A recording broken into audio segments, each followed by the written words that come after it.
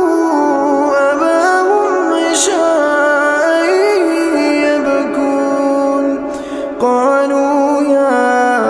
أبانا إنا ذهبنا نستبق وتركنا يوسف عند متاعنا فأكله الذئب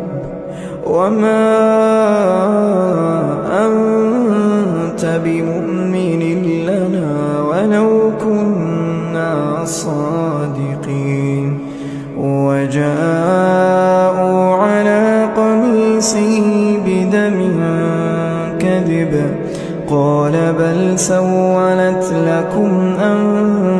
أنفسكم أمرا فصبر جميل